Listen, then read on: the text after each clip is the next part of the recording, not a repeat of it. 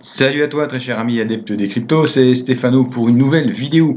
Alors ça fait un bail que j'ai pas fait de vidéo parce que bah tu sais ce que je t'expliquais il y a quelques semaines, il y a plusieurs semaines, hein, c'est que eh bien on évoluait entre cette résistance en jaune et ce support en rouge, et c'est vrai que ben on n'arrêtait pas de faire du ping-pong, donc c'est vrai que je trouvais pas forcément qu'il y ait des informations utiles qui permettraient de faire avancer un petit peu le schmilblick.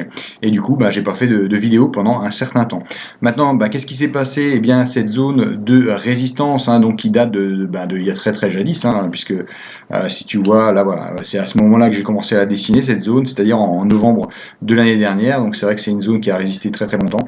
Et bah, ce qui s'est passé, c'est qu'au moment où on a vraiment réussi à franchir cette zone-là, mais avec des volumes importants, hein, donc on peut voir ici, hein, il y avait vraiment eu des gros volumes. Hein, donc à partir du moment où on a cassé cette zone-là, et ben on est parti un petit peu en exponentiel, et c'est la fameuse journée de la semaine dernière où on a vraiment tout cassé, et on est arrivé vraiment à faire aller vers des sommets qu'on n'avait pas atteints depuis très longtemps, puisqu'on est arrivé au plus haut à plus de 5000 dollars.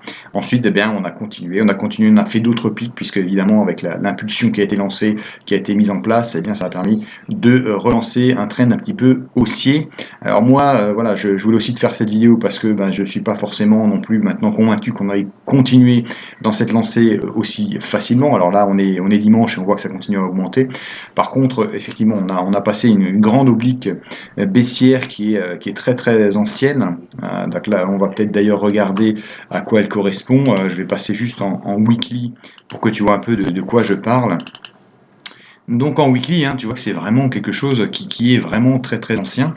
Ça date d'ici à peu près, hein, donc avril 2018. Hein, c'est une zone de résistance qui a été efficace à plusieurs reprises, hein, de nombreuses fois, 3 fois, 4 fois. Donc c'est vrai qu'à partir du moment où on a réussi aussi à passer cette zone-là, ça a été un signal pour un grand nombre d'acheteurs.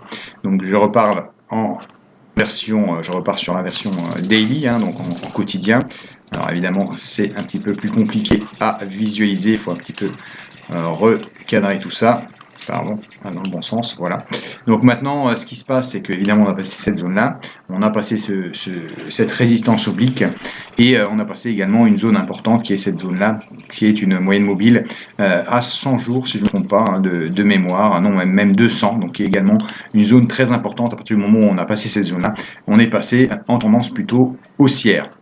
Alors, de mon point de vue, ce qui risque de se passer maintenant, puisque tu vois que les boulangers sont en train de se refermer, et donc là, ce qui va se passer, techniquement, il devrait se passer, c'est qu'on devrait rechercher la moyenne mobile à 20 jours qui se trouve ici à l'heure actuelle. Donc elle est de toute façon au-dessus de cette zone de support maintenant, puisque c'est une ancienne zone de résistance qui est devenue maintenant zone de support. Donc je vais d'ailleurs changer la couleur.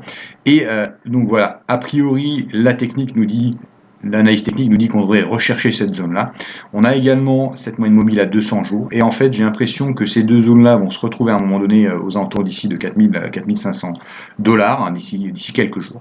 Donc on pourrait très bien se retrouver devant une consolidation qui repartirait donc vers 4500 avant de repartir éventuellement de l'avant. En tout cas, c'est vrai que maintenant on a cette zone-ci qui est devenue donc une zone de support.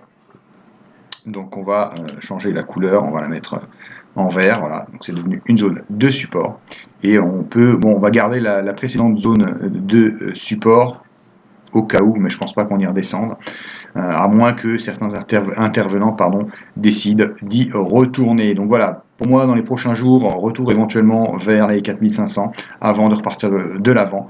Maintenant, évidemment, si le marché, parce que là tu vois également que les volumes ont quand même pas mal baissé, évidemment, si les volumes remontent rapidement et que les boulangers redeviennent divergentes, eh bien, on repartirait vers le haut.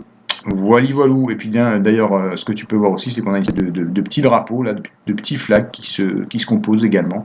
Mais bon, j'y crois pas trop, parce que c'est vrai qu'à l'heure actuelle, on a plutôt, de mon point de vue, cette histoire de Bollinger maintenant qui commence à se refermer. Et donc plutôt, à mon sens, un retour vers les 4500 d'ici quelques jours. Voilà, puis je te referai évidemment une vidéo à partir du moment où ce scénario serait invalidé. Voilou. Allez, bonne journée à toi et à bientôt. Ciao.